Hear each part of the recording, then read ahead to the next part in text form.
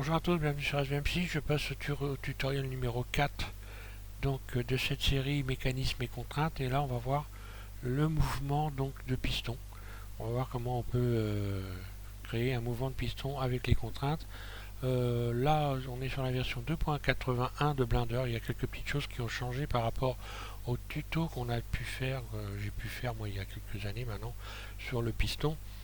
Donc il y a quelques petits éléments qui ont changé. C'est plus simple en fait, hein, sur cette version là il y a moins d'éléments, il y a moins de choses à faire. Donc je vais repasser sur une fenêtre neutre. Alors au passage j'ai utilisé donc les textures de Blender Kit là, pour faire ça. Donc attention quand vous les utilisez, surtout à être dans le bon mode, hein. Je dis ça parce que voilà, il faut être dans le Eevee ici, hein. Et j'ai rajouté Bloom ici pour avoir cet effet de brillance là, voilà. Mais bon, le but c'est pas vraiment de modéliser un piston, c'est surtout de travailler sur le mouvement du piston. Après vous modélisez les objets, une fois que vous savez comment les animer, il n'y a pas de problème. Donc je repars avec un nouveau blind et c'est reparti pour les explications. Voilà, on va faire ça exactement, ce qui symbolise les objets réels, hein. Donc là, pour le vilebrequin, le cercle, ici pour le piston c'est un cube. Enfin, pour le labiel c'est un cube et pour le piston c'est un cylindre. Et là on a donc une sorte de moteur perpétuel qui est constitué d'un cercle de Bézier et d'un ampli. Alors c'est parti, j'ouvre une autre fenêtre et je vous explique tout ça. Voilà, donc on va commencer à créer ce qui serait un moteur permanent. Donc là déjà dans la timeline ici, au lieu de 250 vous tapez 100. On va commencer par là et vous mettez le début à 0. 0 début et 100 ici. Ensuite on ajoute un cercle de Bézier. Donc on va dans courbe, donc ajouter, courbe, cercle. Un clic droit, un clic gauche, pardon. Puis RX90 pour le mettre debout. Voilà. Ensuite on va aller chercher, ajouter un empty. Et il va falloir lui appliquer également une rotation de RX90. Voilà, pour que les deux éléments soient bien dans le même sens et que ça ne crée pas de perturbation. Si vous ne faites pas ça, vous allez, on verra que ça sera pas, les axes ne seront pas bons. Donc là, mon empty est sélectionné, j'appuie sur Shift en continu, un clic droit sur le cercle de Bézier, et là je vais faire CTRL P, et je vais faire suivre le chemin. Là. Maintenant, quand j'enclenche la timeline, ici la lecture, eh bien, on voit que j'ai donc que mon empty va tourner comme ça. Et c'est cette pièce là qui va nous permettre d'animer tout le reste. Donc je vais me déplacer, je me mets en vue 1, vous pouvez le mettre où vous voulez, hein, ça ne changera rien. Voilà, donc là j'arrête l'animation, je reviens au point de départ en cliquant sur cette icône ici, voilà. Donc là vous devez avoir votre empty qui est parfaitement aligné par rapport aux axes de la scène, hein. Et on commence par ajouter, alors on va ajouter des objets simples, hein, un cercle, RX90, ajouter un cercle. Puis vous ajoutez un cube. Là. Vous réduisez la surface du cube. Ou non, plutôt un cylindre. Je dis des bêtises, ajoutez un cylindre. Là. Vous faites RX90 pour le mettre à champ, puis surface S. Et là, on va le déplacer d'une unité en faisant GZ1. Alors pourquoi je fais ça? C'est pour que les axes de la bielle soient les mêmes que l'axe de ce cylindre là. Donc ce que je vais faire, je vais rajouter maintenant, je vais peut-être déjà commencer par relier les éléments.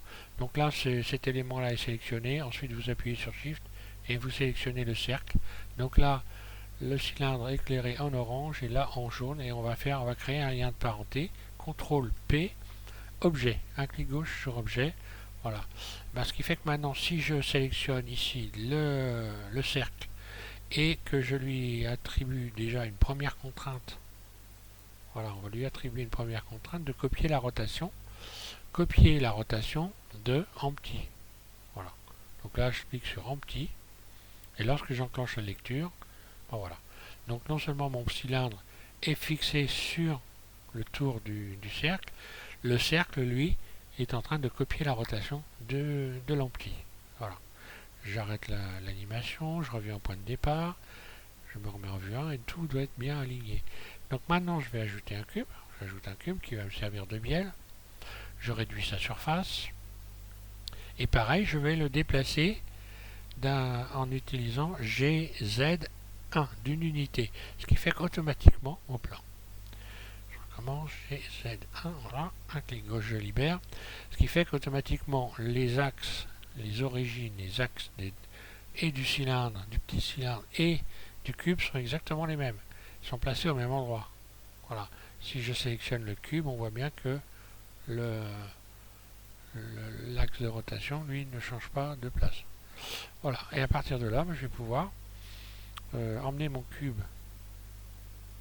en mode edit. Je sélectionne cette face-là, puis extrude, et je vais faire ce qui pourrait ressembler à un cylindre. Là, je vais réduire un peu la surface, voilà, vue 1. Et je vais rajouter également un cylindre qui va, donc ça c'est une bielle, et un cylindre qui va nous servir de piston. Symboliser un piston. GZ, voilà. Réduire un peu sa surface, voilà. Alors, on a déjà commencé à rajouter une contrainte ici de rotation par rapport à l'empli. Maintenant, on va sélectionner notre cube ici, donc la bielle, et on va commencer à lui ajouter une première contrainte en lui demandant de copier la position du petit cylindre. Donc il va copier la position du petit cylindre, là, donc sur tous les axes, ce qui fait que si j'enclenche la lecture, voilà, il suit la position, jusque là, pas de souci, je reviens ici. Alors je lui ai appliqué également une autre, c'est là qu'il ne faut pas se tromper, hein. Je lui ai appliqué une autre contrainte. Alors cette fois-ci, contrairement à ce qu'on faisait avant, on va faire un suivi amorti. Voilà. Et le suivi amorti ici du cylindre, sur l'axe Z. Donc ici Z, voilà, et cylindre 1, là, ici. Voilà.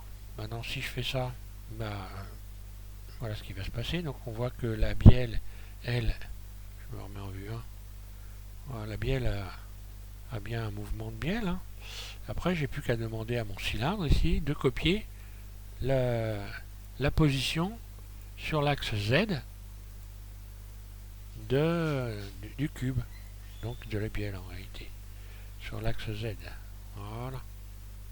Et décalage. Voilà. Après je vais faire GZ et venir placer ça comme ça. Voilà. Alors là j'ai un gros décalage, vous voyez, le truc, hein. En fait, bon, contrairement à lorsque on utilise les bones pour faire ce mouvement-là, là on a un mouvement qui est moins parfait à ce niveau-là, hein. Donc ce qu'on peut faire, c'est réduire la surface ici, pour éviter d'avoir un balourd trop important à cet endroit-là. Réduire la surface du cercle ici. Voilà. Alors après, après on peut arranger le truc comme on veut, hein. Après on peut modéliser, hein. Là c'est juste le mouvement, hein, qui nous intéresse, hein. Pas les objets, c'est pas le but du tuto, hein. J'aurais pu arranger ça, c'est ce que j'ai fait moi, hein. Voilà, je vais faire extrude, d'ailleurs je peux même les déplacer, hein. Donc extrude, puis extrude surface, voilà, donner une forme un peu plus sympa, puis donc en mode edit GY, voilà, je le décale ici.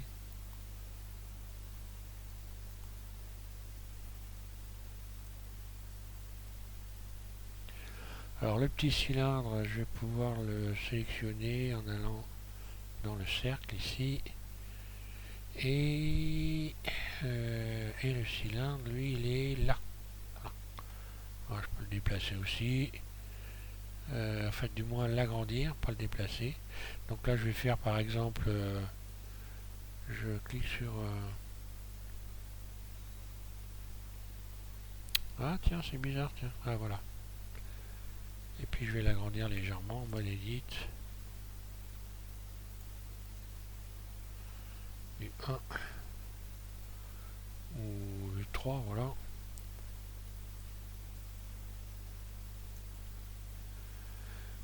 Extrude.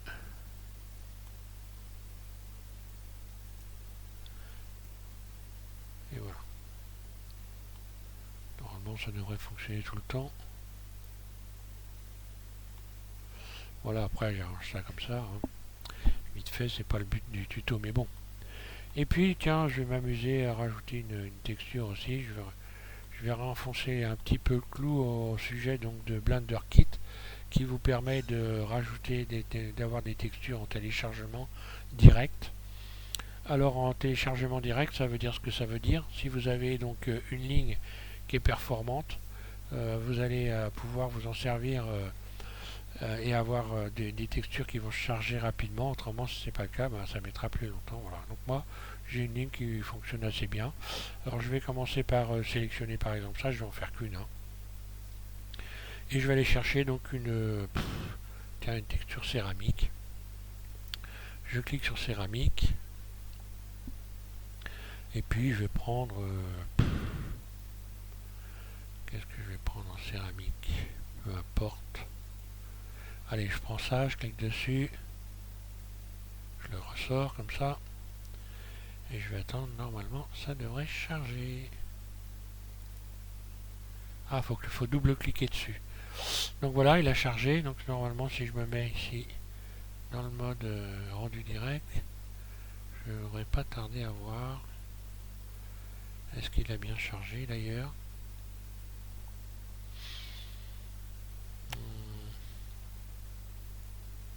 Évidemment, je suis dans ça risque pas de marcher, hein. Donc faut être bien dans le mode Eevee, hein. Et voilà. On va voir que ça marche toujours. Hein. Je me suis...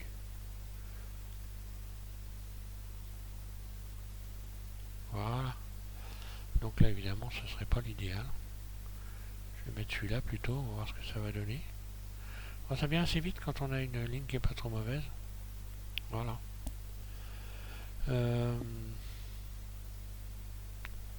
Qu'est-ce que je voulais... Voilà, j'ai mis aussi un petit peu de... Je me suis amusé à mettre aussi un peu de brillance comme ça.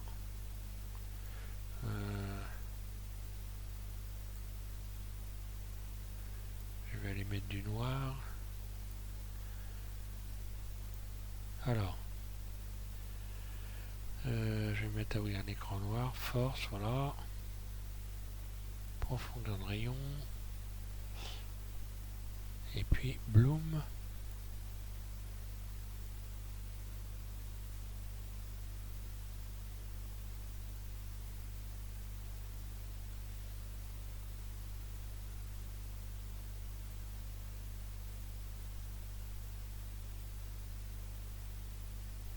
Tiens, bizarrement, il veut rien savoir. Ah oui, ça risque pas de marcher puisqu'il faut évidemment adoucir pour que ça fonctionne. Donc voilà, je vais adoucir, ça devrait le faire. Non, voilà. Là, on voit que ça... J'ai de là.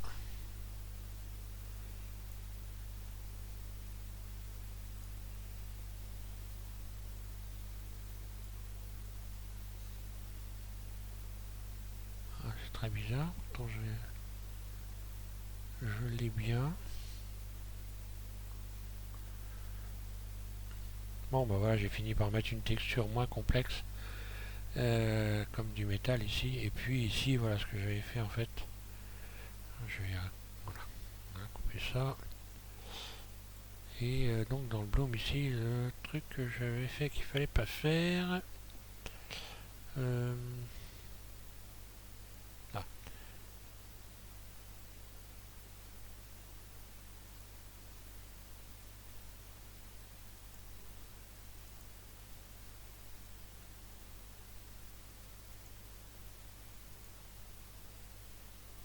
Ah, il est là. Donc oui, voilà, j'avais ici la limite. Voilà, là ça fonctionne bien. Hein. J'avais la limite qui était là, ça pouvait pas fonctionner correctement. Donc là j'ai mis limite à 0 et voilà, on arrive à voir avoir un effet comme ça. Voilà, bon, enfin, je ne vais pas aller plus loin, c'est pas l'objet du tuto, mais bon, c'est toujours intéressant à voir. Merci à tous de me suivre, et puis bah, je vous invite à continuer à suivre cette série. Donc, je rappelle cette série sur les contraintes et mécanismes, donc mécanismes, et puis les contraintes que l'on peut appliquer à des mécanismes. Alors, on a fait ça là avec des contraintes, mais on va pouvoir également le faire avec, vous allez voir qu'on va avoir des mouvements plus précis avec des bones, avec un système de squelette, et on aura un mouvement qui sera plus précis avec ici moins de balourd sur le haut du piston ici. Voilà. Merci à tous, et puis eh bien je vous invite à continuer à regarder les tutos. Hein. Merci.